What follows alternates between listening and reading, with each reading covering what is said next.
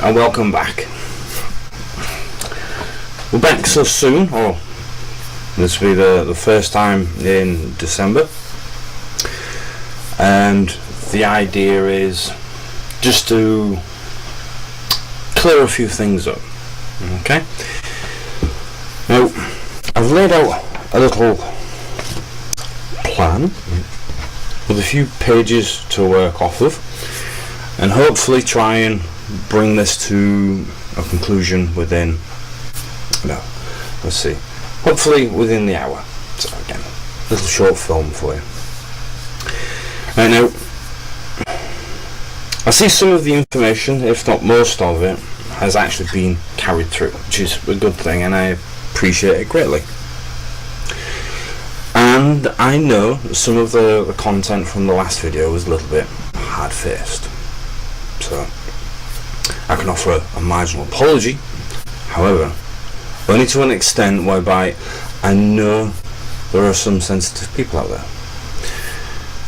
The focus of the whole of this situation scenario and how it came around, the hard-faced side of things is primarily for them. So for those who are a little bit more on the sensitive side, yeah, it will seem a little hard-faced. However, if I didn't, then some things would just never get done. So let's consider it as a bit of a kind of like a disciplinary term. It's not meant for everybody, right? And that is, I suppose you could say, this is a marginal issue with one video that goes out on the general media. Yeah? So sometimes it can get a little bit confusing. For those who it struck the most, it just goes to show at the end of the day that you've never been in that position, and it generally targeted the right persons. In other words, it resonated with you. So with that being said, the idea is be forewarned. You know what the position of all of this is, you know how all of this works, so the idea is to work productively, cohesively with everybody else. Yeah?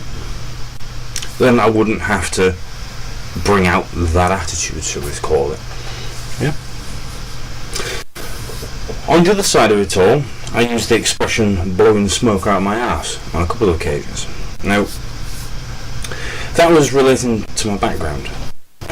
I offer no apologies for that, because at the end of the day, it does work on a threefold measure, shall we call it. One is to remind those who this is primarily for, or was originally for, that not only have I relaxed exponentially, but I'm not here by chance. Yeah? I do know what I'm doing, and this is where it all comes from. Yeah? It's for those who are new to these videos. Yeah? Wondering who I am, what I'm about, what makes me the way I am, and where do I get all this information from, and my perspective, and so on and so forth. So by relaying or otherwise expressing elements of my background, it gives you an idea as to who I am and what I'm about at the end of the day. Yeah? And the third and final part, it's more relevant to previous videos. It's relevant to this video. It's relevant to you as individuals now. It's also parcel of the path forward, and that I use myself as the guinea pig, as I've said many times before, and that you yourselves also have the capabilities, yeah, laying dormant within you. You've had all this experience. Take hold of it. It belongs to you. Utilize it. Yeah. Your situation, some of you out there, your situations might be quite negative. Your situation as you've been growing up may not have been as favourable as you like it to be. But then, as within all examples, if it's not here, it's out there. Life in itself is for you to work with. Yeah? What you do with it is entirely up to you, whether it be favourable in the beginning or not. You have the capacity and the capabilities to be able to make that change. Okay? That's why I put bits of information about my background in, because it helps show that you can roll forward. And sometimes it takes a little bit of time, and it does. It's not going to happen overnight. Yeah. So you build on things. You need to keep working at it. Keep improving on yourself. Okay. So the upshot of it all is that life within itself is for you to work with. Yeah. As you can see so far, in a manner of speaking, and looking forward to the video content, this is not only a video in itself about Brexit and some of the information that I've got in front of me, but it's also an informational video, whereas it's stuff that you can draw on to work within your own life, so within your own businesses, and so on and so forth. Yeah. Looking at all of this, it is an opportunity. Yeah, there's amples of opportunities to be able to work with. As those who have followed me throughout, what I've inadvertently done, is over the years you'll have seen the background change, right? Dress code also, it's a bit more relaxed, and it's about making the most of your situation, turning what could be seen to be an unfavourable environment and turning it into something that is favourable. Yeah. And that's what this whole Brexit thing is. It seems very unfavourable. It's very uncertain. Yeah. A lot of people are going to feel uncomfortable with it because they're being so used to one way of working that when change comes along, it's hard. Yeah. People find it hard to actually adapt to change. Yeah. So the idea is you need to work with a bit of imagination, and you'll probably hear me mention it a couple of times throughout. But you also need to actually calm yourselves down on the inside and start focusing on the task at hand. Right?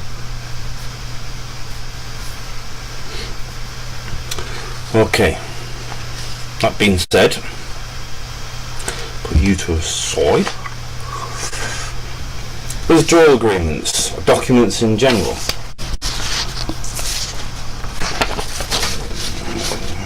Documents in general, we've now got 3.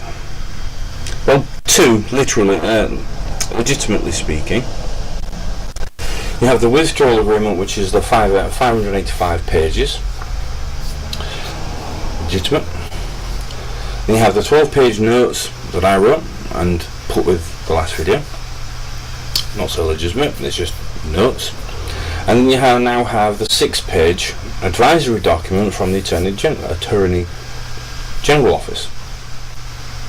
Yeah. However, in and amongst all of that, it still seems like that people are just not reading the information. Again, speed reading through, skipping through, and this is where your imagination comes into it.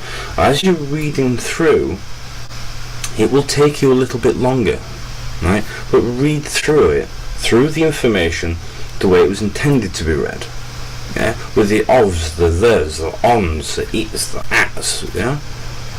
Don't speed read through it, because what will happen is your own imagination will just piece in the blanks, and if you're that of a negative persuasion, or you're uncertain, ultimately if you're uncertain about all of this, it will change the scope or the perspective of each of the documents. Yeah? Now, I'm not trying to actually persuade you to see it in a positive light. I'm not trying to manipulate you in any way, shape or form. And what this is all about is encouraging you to start reading things in full. Yeah? Like you would a storybook. You wouldn't dream of missing a page out. You wouldn't dream of missing a couple of paragraphs out, because you just don't want to miss that information. Because then that whole picture that you build in your head becomes skewed, becomes warped. Yeah? Whether it be something that's fiction, whether it's something that's historical, or whatever it may be, yeah, place the same amount of effort into reading that reading this as you would your normal books. Yeah, so you can come to better understand how these things work. Now,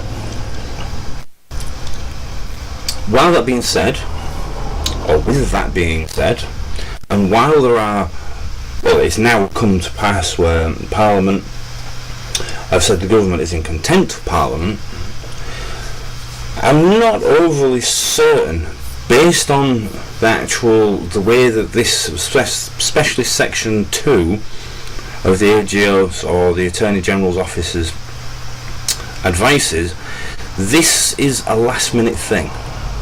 This has only happened there and thereabouts around the time when everything was going through and videos like these were coming through. Yeah, so this was like, cool, quick, let's get this out there, because one of the priorities was actually having a condensed document that covers the whole 585 pages, that explains what's actually going on in very short and to the point terms. It's a good thing, yeah? Anyway, 6 pages. 33 sections. You'll find this document will be added to the video feed.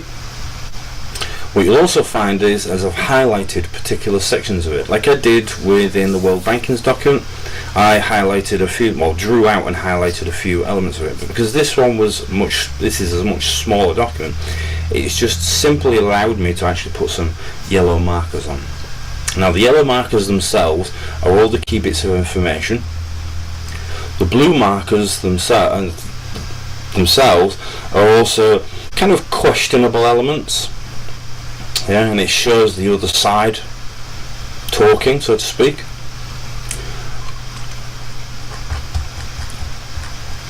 But ultimately, when you read through it, and you do skip or speed read, and you read through them elements, like within the World Banking document, what it does is it tells the story, but in a much more shorter version. Section 2, as I was saying, I know that the withdrawal agreement is yet to be finalised. I've had to consider rapidly in light of the fluid situation. Yeah? And as it states, the protocol is part of an international agreement that is binding on the United Kingdom and the European Union in international law and must be performed by them in good faith. Now, good faith, as it states within the italicized subsection of point 1, Article 5 and 184. Now, Article 5 itself is covered in across 7 pages, 7 different pages. The one that they're referring to specifically is actually page 12, where it says, in good faith to ensure this agreement has been rolled out properly. Now that's just the shortened version. Then you have 6 further pages covering multilateral labour, as we was talking about in the last video about cross-border workers or frontier workers. Yeah, you also have for Northern Ireland and Cyprus, or covering Cyprus too. Elements in Annex 1 for administration, Annex 3 for movement certificates, multilateral labour is Annex 4. Common travel, policing, and that's also within Gibraltar areas. So by the time you've actually finished, Article 5 in itself shows not only that it's supposed to be in good faith with the agreement, but it also shows elements of what has been agreed. Okay. But the document in itself, as in the Attorney General, it does actually lay out in words a general path. Yeah? It highlights ambiguous natures within the actual document as well. Right, there are elements that refer to Article 50. It also specifies that, as I was saying before, that the backstop in itself is not actually a permanent thing. It is something that needs to be negotiated, which you'll also find in section 29. Skip through section 29. That does not rule out other means of securing them, as it is possible that the EU peremptorily refused to entertain any alternative proposals for safeguarding them put forward by the UK, clearly demonstrating bad faith. Right, now, in light of all of that, what they're saying there, or what he's saying there is, and within the document itself, and as we've already pointed out, is that they will look at negotiations again when it comes down to the actual backstop. So it can be assumed that avoiding a hard border on the island of Ireland, and protecting the 1998 agreement in all its dimensions are fundamental interests. Yeah? This could go on repeatedly without such conduct giving rise to the bad faith or failure to use best endeavours, which would require clear and convincing evidence of improper motive and wilful intransigence. Yeah? So by the time you've actually finished reading through all of this and looking through its elements, it is saying what I was saying before. So already from completely different ends of the spectrum, but from a legal standpoint, we're pretty much agreeing with each other. Is that at the end of the day, that this is not only, yes, it is a draft, yeah, negotiations are thereabouts still there, but this forms the platform of it all. Right? This is something to be for the path forward. Yes, within the next year, or from March next year to December 2020, yes, there is still going to be laws in place or certain governance from the EU to ensure that the orderly withdrawal is maintained by the UK. However, that being said, that doesn't mean the European Union has the be-all and end-all power over all of this, because if the European Union does not honour their agreement also, it falls to the UK to actually reinforce the agreement. This is not an argument of one side.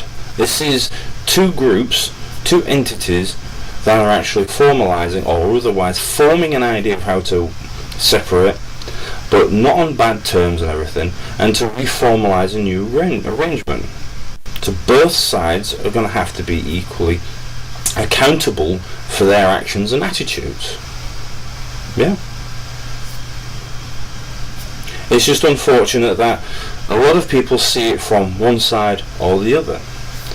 As the public, you should be looking at both sides of the story and actually weighing it up appropriately. Right? Have it from a clear mind, so deep breath, clear your mind, and then approach the situation again. Read through the information. Yeah? You'll find there is nothing untoward going on. Right. Again, a part of keeping this short so I don't blow the pants off of it. As part of that, what I've also done is put a little something together. Now, this is imagery for you to work on. Yeah? So,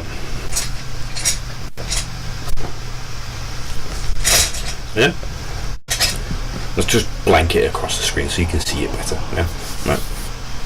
Now, the idea is simply that a golden ball in the middle is the situation in itself. However small, however large, however misshaped, spherical, whatever.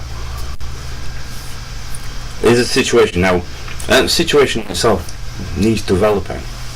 That situation is a result of its current environment. Yeah?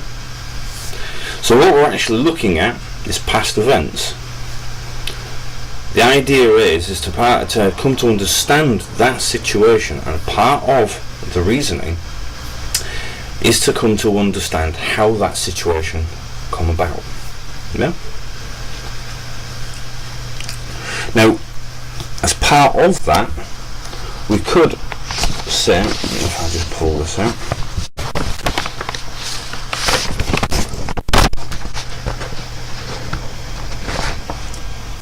that's right.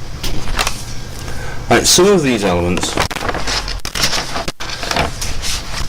as in hindsight, could be drawn from some of the information that's been fed across the internet about people's perspective of how this whole situation has come around. Remember, we can apply this to pretty much any situation, so therefore we can comfortably say that it's a universal model. Yeah? Right, past events. Now we're beginning to get an idea of how this situation has come around. Hindsight's a wonderful thing, as they say. Now, within that reasoning helps us to make further decisions. But before we can start making decisions, within the past events and the reasoning, we need to look at planning. Right? Retrospectively speaking, that's where the documents come in.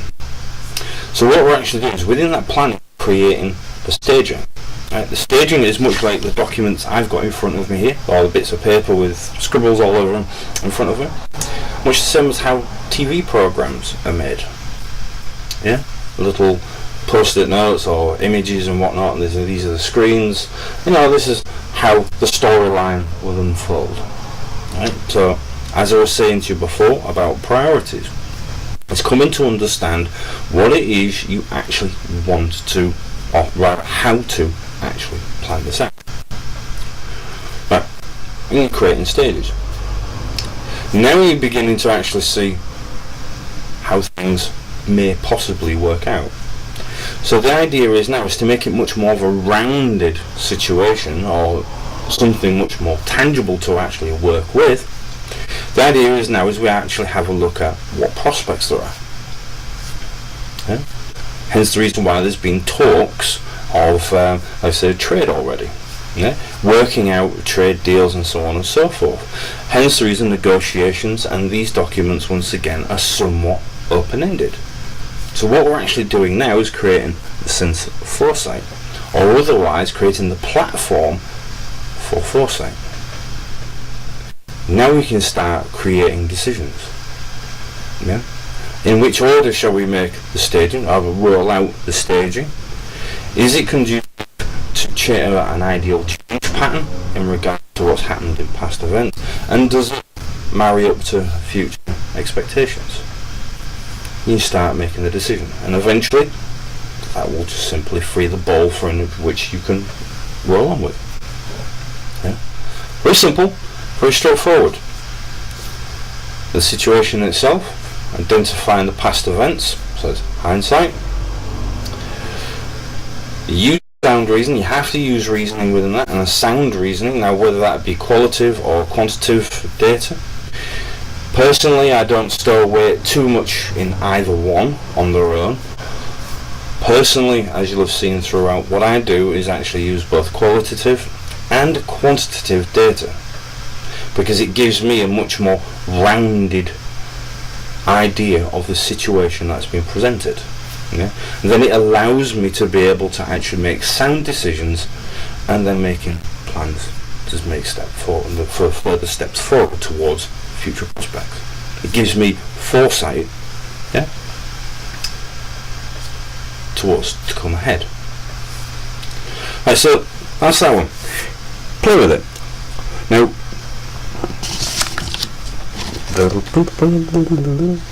see, now we've covered those, what we can do from there is not only have a look at past elements, we can also have a look at future elements based on that one model alone. Right? We're framing the mind so it's much more conducive to what we're trying to achieve. Read the documents, there's now, based on priorities, now there's a document there that actually gives a better outlook as to what's going on. It could be improved on, but that will come at a later date, as and when things begin to roll out. Yeah? Right. So there's our information. There's historical information, something for us to work on. It gives us an element of foresight, and we can work out the reasoning surrounding it. Right?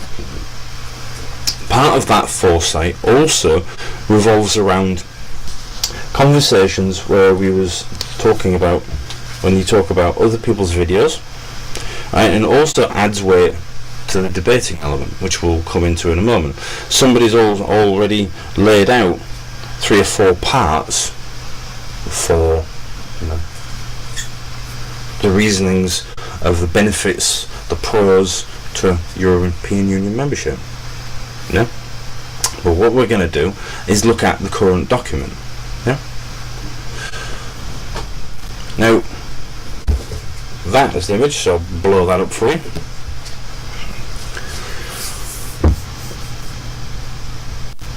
When you're looking at the document, sometimes all that information is hard to process.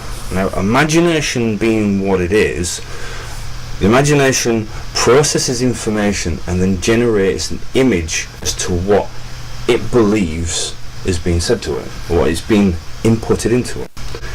And that is then controlled by how you frame the world around you, how you interpret the world around you. I'm not saying it's a bad thing, so don't start getting overly sensitive on me.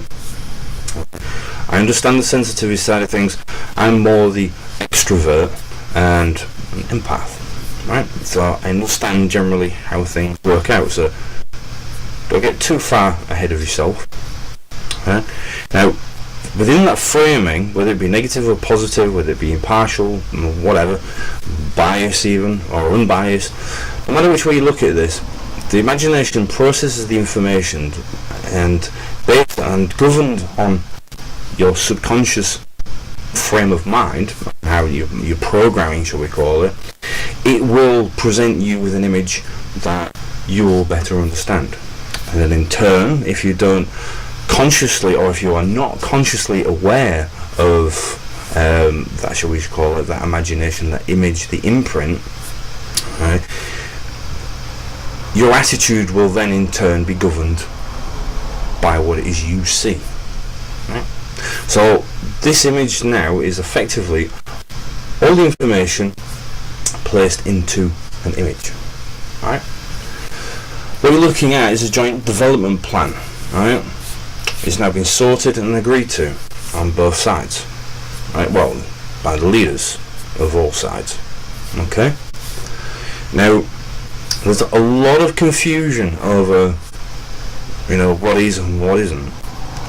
This is only a basic model because I could increase the fields a bit more and show and perhaps even create a timeline, a more specific and more detailed timeline out of it.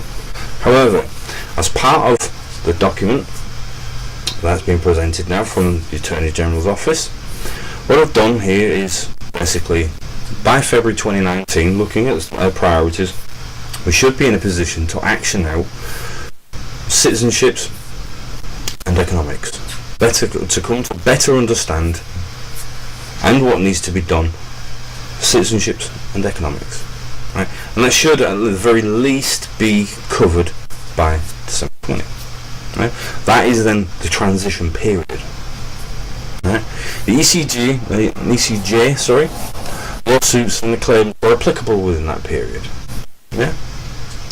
Propagation of laws, rules and regulations are also applicable in that period. Now what you've got to remember is, and this is where a lot of the confusion comes in, while the ECJ has a variant amount of jurisdiction within that transition period, the idea is basically it's making sure that all the laws and regulations and rules that we've been working by over the past X amount of years are effectively propagated into our own law infrastructure, our judiciary and whatnot. Right? So we're kind of working in line with each other. Yeah? And as you can see on the outside there, new trade agreements are being made, invited, and so on and so forth. New terms and agreements and so on and so forth are being made within that period. Right? But when you get to 2020, now taking into consideration, let's say for instance it's all been dealt with, right? The ECJ no longer has jurisdiction over the United Kingdom. Right? And this is where the ambiguous nature comes into talk, because people are saying, well, this is the part of the backstop arrangement, that it does and then it doesn't, and there's a whole sense of confusion. No, the ECJ in itself does not have jurisdiction over the United Kingdom in its entirety. However, some elements of the ECJ will have jurisdiction over Northern Ireland, over certain aspects, rules and regulations of the Union. Yeah? Or of more so the actual economic agreement, or the economic union, the trade union. Yeah? So that's where its influence will be felt, not over the land's laws in itself, but over the trade union. Yeah? Now, I've placed on there, right, trade agreements implemented or actions. Right now, that is, those two are outside. As you've seen, new trade agreements and trade agreements implemented, they're outside of that time frame, because effectively that's not, cannot be touched by anybody other than ourselves. But it's not limited to just other countries. It's also a part and parcel of what we've agreed on. We don't want to upset is the trade agreements with the European Union. But it applies to everywhere else. The United States and Japan has been some of the ones that have been mentioned. Yeah? So they're outside of that, but over that, from 2019 to 2024, right, that is for us to deal with. That's what we're allowed to do. Right? So what we've actually got now is qualitative data. Quantitative data, well, that again, that depends on the trade agreements. Right? The feel of this is changing a little bit now, isn't it? It's not feeling so negative, because what you're actually experiencing now is, like I was saying before, we're now actually, through reasoning, based on hindsight of documentation and whatnot, yeah, we're beginning to plan stuff out, and we're beginning to find a bit of foresight coming now, so we can see what's actually progressively coming towards us. Yeah. Right, now, as far as the actual ECJ goes, if indeed an extension period is required, if needed, then yeah, it will be things to deal with, border and migration or various other economic issues relating to, but not limited to, backstops. Yeah? But that doesn't mean the ECJ's laws in itself will still be applicable to us, because that's not what the extension period's about. Yeah? That's already been covered. Yeah, in the first part. The second part is about, let's say for instance, about the backstop, and you can read and rediscuss and renegotiate that favourable terms for both sides again. Yeah, whether it be North and South of Ireland, or whether it's the United Kingdom as a whole, with Northern Ireland and the European Union. Because things are beginning, and the reason for that is because when you actually reach that point, and again, it's part and parcel of priorities, when you reach that point, you'll know exactly what to negotiate on based on how things are beginning to pan out. Yeah? The other parts of the ECJ, the only reason that the ECJ there is applicable from 2020 onwards, as it states within there, as it states within the documents and whatnot, it's based on lawsuits that have been filed or claims that have been made between March 2019 and December 2020. Any information that's saying that it's going to continue there on after, no. They've given a 4-year period there, right? Because sometimes lawsuits or claims or whatever the reasoning, whatever the purpose of that case is, sometimes they don't get resolved overnight. Yeah? It could take a year, well, it could take a month, it could take a year, it could take 5 years. Yeah? The idea is there is allowing the actual ECJ as well as the UK laws to be able to actually sort out these disagreements beyond the termination of the agreement, or beyond December 2020. Yeah? So there you go.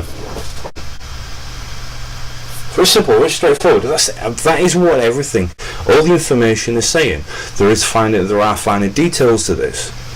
Populate that yourself, and you'll find that there's nothing untoward going on. From this side, or from any other side who's actually reading this appropriately, reading it properly, and that there is no disinformation, there's no trickery. Right? It's not saying, we're not telling the EU to sling the rope and never come back. No, it's not that at all. All we're doing is action in Article 50, which is in itself just says, yeah, we're allowing a country to pull out. That's all it's saying. This in itself is saying, we're pulling out and this is how we're going to do it. This is what we've agreed to. Yeah? It's not as complex as you actually think. It's all the words that they use in the 585 pages of blah blah blah blah blah blah blah. Yeah? It's fizzle the brain, fuzzle the brain. Right, now, there you go. We can extend on that. There's one of the training videos that I did that also goes into that just a little bit further. Right. Now, that one is for this image, right? This image here.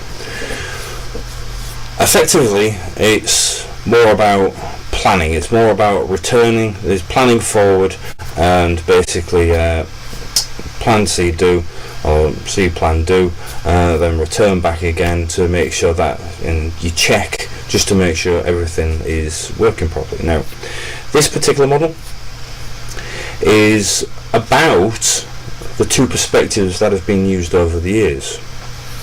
This is the dogmatic approach towards planning. Yeah, you've got the top side, primarily used by historians and whatnot, and the idea is to keep cycling around to find or discover and unearth new bits of information to create an understanding of what's happened in the past. Right? It can be said that you can apply an analogy that I used before. Is the windscreen versus the rear view mirror, which is now the bottom one. The unfortunate thing is the bottom one, right, is being overly optimistic. Planning forward is a dogmatic approach forward. This is no view or concern or consideration to consequence of what's happened in the past, yeah, or what is happening in the past. The trail that you're leaving behind you. As when we first started this whole situation, that a lot of stuff was being swept underneath the carpet, and then historically speaking, people were finding it and thinking, well, oh, hang on a minute, this problem hasn't been dealt with. Yeah, whatever, just keep moving forward, don't worry about that. No, because it's causing problems. Right? People are tripping over it and so on and so forth. They're tripping over the carpet because the rubbish that you're leaving behind and sweeping underneath there is no longer becoming productive. Yeah? So there are pros and cons to keeping a complete focus backwards, but again, the pros for that one is because it's a historical factor. It's that industry, so I'm not dismissing that. But that is more of a negative view. Yeah? If we keep actually looking back and keep working on the past, then we'll never really see what goes on up ahead, as we were saying before, as in hindsight and foresight. Looking forward consistently does not in itself create foresight. No, it doesn't. It can also create its own set of problems. So that's why we introduce similar models like these. Yeah, the stop, check, rehash, and then move forward. So what you've actually got now is something that is a little bit more conducive into forward planning, but still keeping an eye on what's been going on in the past. Are we leaving a trail of mess behind us? Do we need to sort that out? Is there something a part of our plan that is not, well, it might be working now, but it's causing a negative effect as we move along? Will it affect us as we're moving forward? So plan, do, check. Yeah, as you can see there's a little black circle, and as you're planning, obviously, then you've got your blue circles, do, and then your red ones is check, and then you come back around again and then carry on forward. Sometimes you need, when you get to 1, 2, 3 and you got the big purple one, from the black circle, the big purple one going backwards is historical, as we were saying before, the reason as to why we're actually making that plan. And as you get to 1, 2, 3, stage 3, you might be looking back again and thinking to yourself, well, are we on the right track? Like business plans. The reason why we create business plans, project portfolios and so on and so forth. Are we on the right track? It doesn't mean you go back to the beginning. What it means is you're checking to make sure you're on the right track. And then you have your red ones, which is your rechecking of your stages. Yeah, so you plan, do, check. Yeah. So it incorporates all the past elements, your here and now, your present, and then your future. Yeah. There you go. There's something for you to work with that's also applicable to the timeline one, as we're pointing out. And there's also a derivative or otherwise helps you to come to better understand the past events, planning, prospects and decision making. Yeah? Reasoning within it all. Yeah? We'll acquire that golden egg. Alright. Where are we at? 43 minutes. I disappeared for a moment for about. So we've covered a reasonable amount so far, and as you can see, it's pretty universal. I can use the model for one thing or another. Yeah? Other models have been derived from other systems. Yeah. Make them simple, make them complex. The idea is they're expressive. We've created these ones here so they're expressive enough to be able to actually fit anything into. Right, so the next on the list, and we're nearly done now, is the elements, again, arriving to this point, or the parts of reasoning behind the past events. Now, I've seen a couple of videos. Excuse me, what? And whilst I've been watching these, and it's been unravelling since the last video, in that other folks of varying backgrounds and interest have been working on this whole situation, as well as those working on matters with the environment, which is a good thing. This means those who oppose Brexit, as they're now caught, I've seen it being advertised in 1 or 2 of the papers, and those outlining past events, for example, the benefits and disadvantages of migration or free movement, there is a couple of elements that'll draw out. For instance, the one instance where it's the EU immigrants or migrants from European Union contributed 20 billion to the country's treasury. Yeah. I don't disagree with that. I actually remember the news feed come up. I do. That the EU citizens are contributing such and so much to the UK's economy. Yeah. However, within that same speech that was made by Angela Merkel, she also requested that 20 million back, didn't she? Along with the membership. Oh yes. Pros and cons.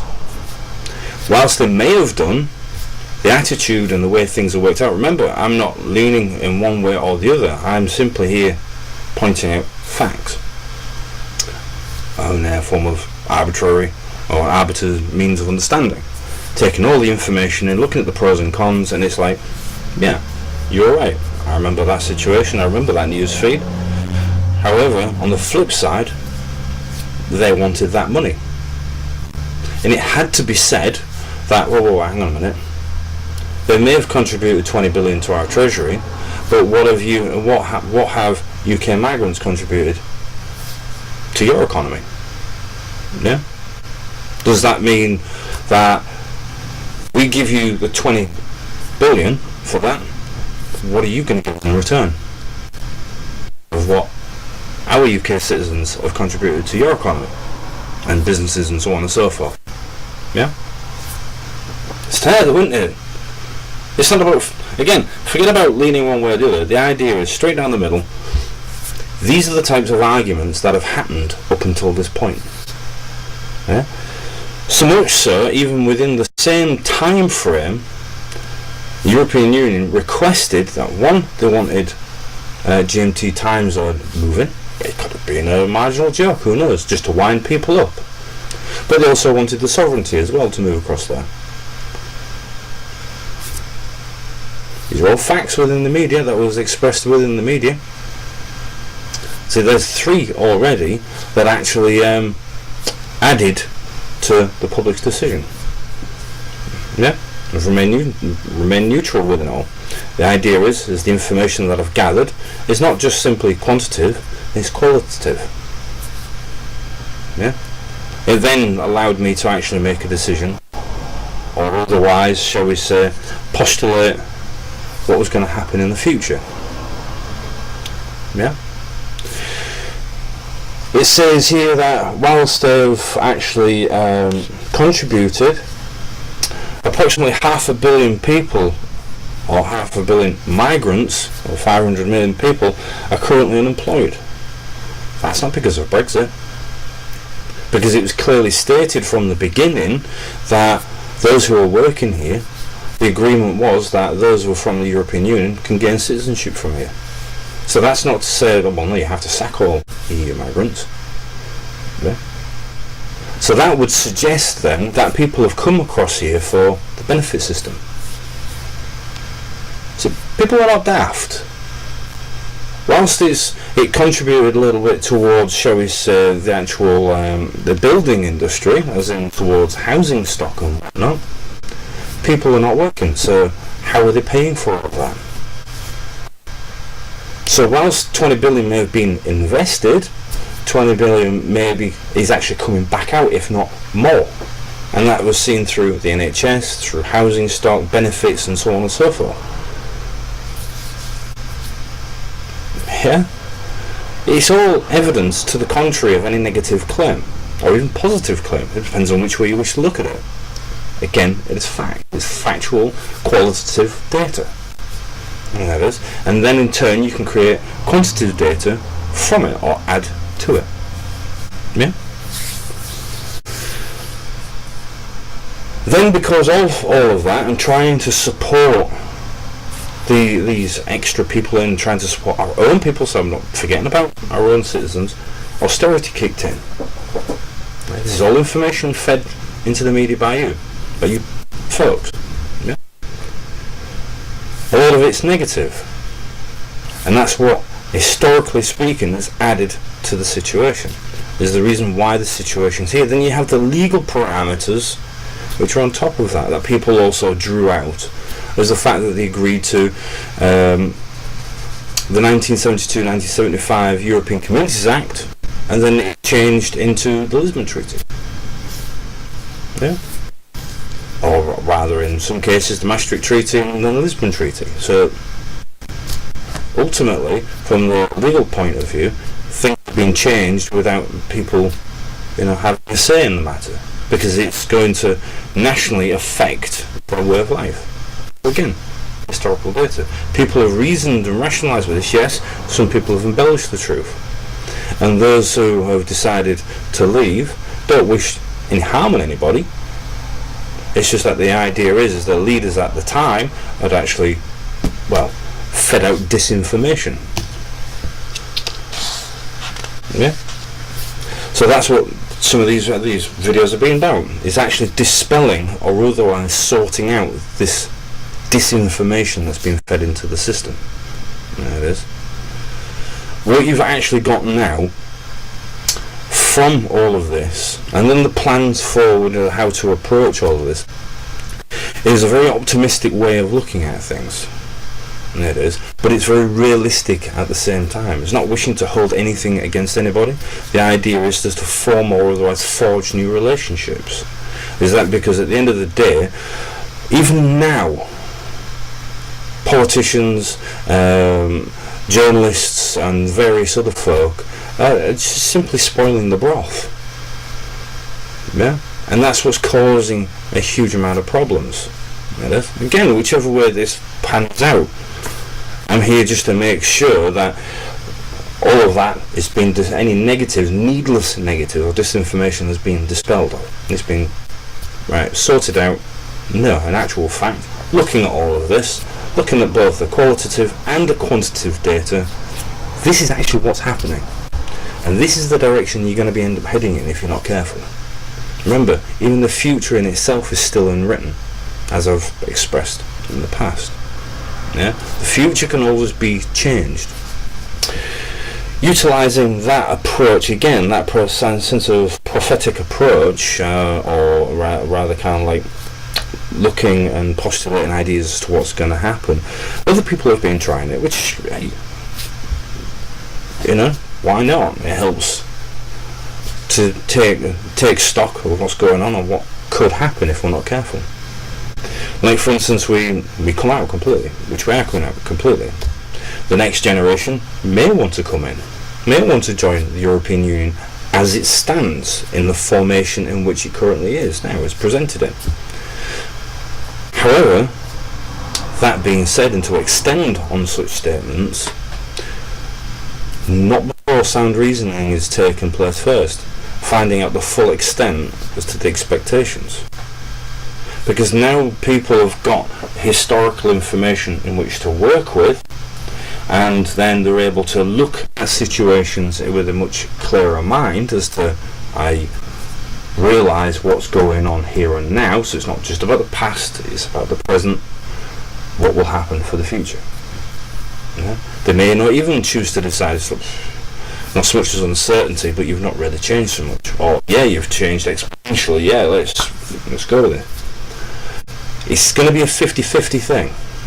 It is, and you can't fix that type of, shall we say, prophecy into place, speculation, interpretation, or whatever it is you wish to call it. You can't actually fix that in stone. So whilst a lot of the information is right that's been coming through, it has, and those are the pros, there are a lot of cons to it as well, as evidenced within the media. Again, unfortunately, that was the past attitude. Now, hopefully from videos such as this, the European Union will take stock of what's been said. Hopefully they will come to realise that some of us are not blowing smoke out of our backsides, and the fact that they will realise that change in itself is not necessarily within the system itself. It's about attitude, it's about behaviour. Right across the board. It is. It's about coming to understand each other and the reasons why and what fors of situations and scenarios. It's about understanding and accepting that each country, as I've maintained right now, each flag that I look at here has different needs. Which in turn leads us on to where have we gone now? Onto our examples. Like, for instance, Germany's rating based on movement, austerity and economic equilibrium. Right. As said before, wasn't anything meant, nothing malicious was meant. It's based on that same, again, qualitative and quantitative data. It gives people the ability to be able to see what may, or as close to, factually happen. Likewise with France. So you've got Germany and France. Now, effectively, a similar thing is happening there. It's a cascading effect. It may not happen at the same time. Give it a year or two down the line, and it rolls out. From 2013 to 2014, it's taken 4 years for the French citizens to go, whoa, we put up with it for so long. Enough's enough. And that's what they're doing. Italy, likewise. And various other countries. Enough is enough of this. But if the European Union, in the terms of its Commission and the Parliament in itself, or the leaders of all of this, sticking dogmatically to this, as I was specifying as I was laying out from the beginning, if you stick too dogmatically to it and show no sense of flexibility or understanding to individual states' needs, this is what's going to happen. Fact. End of story, period. It doesn't matter. It will happen. Because what you're doing is you're actually treating everybody, tarring everybody with the same brush, not realising that their economic structures or infrastructures, social structuring and so on and so on and so forth, are designed or unfolded differently. You can't just say, this is going to happen, blanket drop across the board. No, it doesn't work like that. It never has and it never will. Hence the reason why you have borders. Hence the reason why you have 196 flags. Because people don't always agree with the other person. Some of you out there right now are going, I don't like a lot of what you're saying, you know. But hey, some of that is due to the fact that it is facts, and truth sometimes can be uncomfortable. Yeah? It's not about being malicious. Yeah? The idea is to say, look, I'm giving you the fairest chance possible to work this out. Yeah? Here's the appropriate, the correct information. Now work out your decision from that. Now, within that sound reasoning of yours, now start making the decisions. Yeah? There are other countries a part of all of that. So again, this is how it's all been done, both qualitative and quantitative information. Yeah? Quantitative being, like for instance I was saying a moment ago, statistically speaking, based on national contributions and so on and so forth, this is what's happening, I can see the rolling this forward, I can see the rolling forward, but I can see where that's going. The same with actual trade.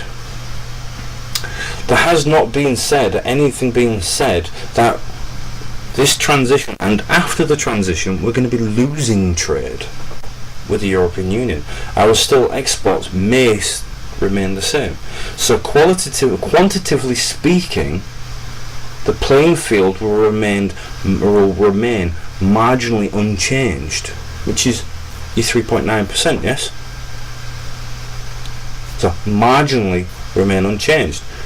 To change it would actually cause a further or greater impact on the European Union, wouldn't it? Of course it would have an impact on us, but it would also impact the European Union. Don't go kidding anybody else about it otherwise, because I can tell you now, what affects us will affect others. Yeah? So this agreement will cause an approximate 3.9% margin of change. However, as we've already pointed out, new trade agreements. The new trade agreements, depending on how they're panned out and how many of them, will not only absorb that 3.9% margin, but it will, quantitatively speaking, actually increase it. But then again, that's all dependent upon the political structuring. If you have the wrong government in play, and that government actually is unable to actually quantify or qualify the actual information and distribute it appropriately, or otherwise work with it appropriately, then yes, qualitatively, things will go. Again, information, actions, behaviour, reactions. Yeah, it all adds weight to the decision being made, doesn't it? Yeah. Promises, expectations, and so on and so forth, or future aspects. What is being offered, what is not being offered. Yeah. How that then is rolled out will all help you make a decision and then reform or reconstitute that situation. Yeah. It's all there. Your imagination works some of the information out, but when you do, be unbiased about it. Look at both the pros and the cons. Hence the reason why I said right from the beginning, when Brexit kicked off in 2016, the government should have, in fact, when they invested into the flyers and everything to actually propose whether people should come or go, or leave or remain, it should have been, this is the pros, this is the cons of remain, this is the pros, this is the cons of leave. Because it's the central government issuing information out to the public to help them make a decision for a referendum, towards a referendum. But again, when you withhold information and the necessary information, then decisions may not be the right ones. You never know. You may even actually find that the actual decision to leave would have actually been greater, because it would have given more people information to actually, say, well, this has been happening for too long now. No, in actual fact, I don't see a reason to stay. It could have worked in reverse. People could have actually turned around and said, well, with the maybe input from the European Union within it all, saying, we understand these cons and the pros and so on and so forth. We understand all of this. We need to do this and we need to do that. We understand and appreciate that, and we're all right. Politicians, they find it so hard to apologise for anything, even when they know they're wrong. Right? Apologies, straight over the head. Right? So, retrospectively speaking, and looking into the future for your benefit, is often making offerings of change. Then actually states to people that you're apologetic and that you understand what's going on. Yeah. That could have led to a remain decision. But in actual fact, because of your blanket drop of disinformation, whether it's from one avenue or the other, we're here now, aren't we? And that includes politicians as well as the media. You know this? Alright. Shall we wrap this one up? Yeah?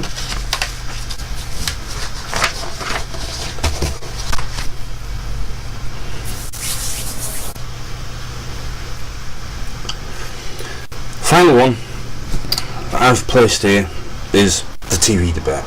Yeah? Where it all comes to loggerhead. You know what it is? The debates of whether it should be the BBC or whether it should be ITV. Spin you around. So whether it should be the BBC or whether it should be the ITV. Right. Your choice. Of course it's your choice. You're talking about the offers that are being made. Now, I think you should really agree on one thing across the board anyway. And in a reasonable fashion, based on sound reasoning, I think in some ways it should actually be both channels, televised across both channels, one event, both channels. Reasoning being is you will cover a much wider audience. Remember, this is about the United Kingdom and the European Unions, and when I say United Kingdom, I mean the whole lot, and the European Union's future. Yeah, you've heard a lot of information so far. Yeah, it should be, if you're going to cover any aspect, point blame, point fingers, or whatever, bring up any quantitative data or anything like that, there should always be the pros and cons to it, as I've been mentioning and stating throughout. If you have a pro, there'll be a con. This situation hasn't come around because they've all been cons, and nor has this situation come about because they've all been pros. Okay? So if you're going to bring anything up, such as what we've already discussed when looking at migration and various other aspects, make sure it's clear and it's to the point, and every aspect is covered. Right? However, looking at this and looking at how all of this is unravelling, I would actually go as far as actually saying that the TV debate in itself is time framing what has happened, yeah, when it is to happen, and how it is to happen. Yeah. Your questions are, in a manner of speaking, about EU and UK obligations, the future of the UK. But it's not only the future of the UK, it's the future of the EU as more of an empathetic notion towards our trading partners or past relationship with them. The future relationship between the UK and the EU. Now, while I don't expect this to be, the actual format, I would go as far as saying I would expect to be very close to it. Keeping it to the point. Yeah, what is happening? Why is it happening? And when will it happen? And so on and so on and so forth. Yeah. If you're going to bring up past information, right, make sure it's relevant. Yeah, very simple. Yeah. Facts need to be displayed for both sides. Yeah. That's the UK and the EU. If somebody's going to be defending the EU, then you need to be factual about it. Yeah? Life in and life outside of the Union.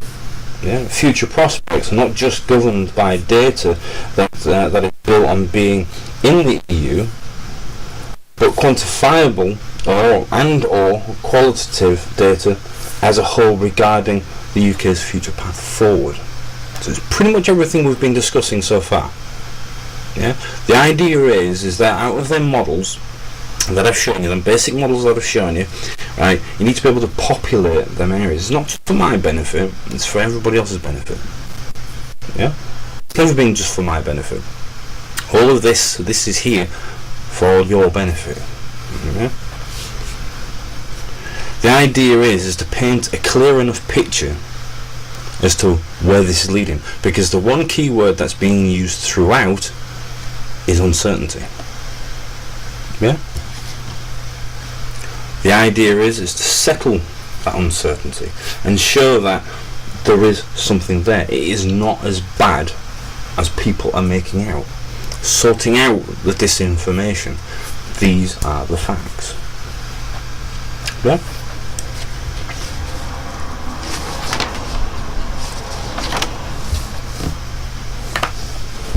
That's it, really. At the end of the day, there's an hour for you. There's a lot of information in there. Again, a lot of it's universal. You can apply it to pretty much anything you want, be it personal life, be it business life, be it politics, and so on and so forth. A lot of it's attitudinal. It's about defending, what you've got, and so on and so forth. It's shaping. But without change, progression never happens. Yeah. It's a universal understanding. Yeah. Change is part of progress. Yeah, it is. And if you don't, then you have all the arguments that are going on at the moment. It's good that people are still communicating. Yeah, even through this, some of it might be to a point of yelling at each other. As long as there's no fisticuffs are being thrown around, fair enough, there have been riots, but one goes in hand with the other. Yeah? The idea is still communicating. You're still working with each other and trying to find resolve. Right? And as long as you keep doing that, things will pan out for the better. And there we go. Everything we've said, everything I've ever said, put forward to you, is something that is pragmatic, is something that you can use. It's in a pragmatic format, and it can be used to help you progress on. So it's not just about Brexit. This is about your life in general terms of speaking. This is about economic progress, general terms of speaking. Yeah, but it also can be used in specific situations and scenarios. Yeah. Imagination is what helps lead us forward. Yeah. Always has and always will. Right from the Stone Ages, right from the early days, imagination leads us forward. It finds the next steps forward. Yeah? Listening helps to shape them next steps forward, not only for ourselves, but for those who it may involve. Yeah. Everything is there. You just got to take the time to listen, learn, and then come to understand what's being put in front of you. Yeah. Well, I hope this finds you well. You enjoy the rest of your day, and just remember them key principles within it all. Yeah. And I'll be back again soon.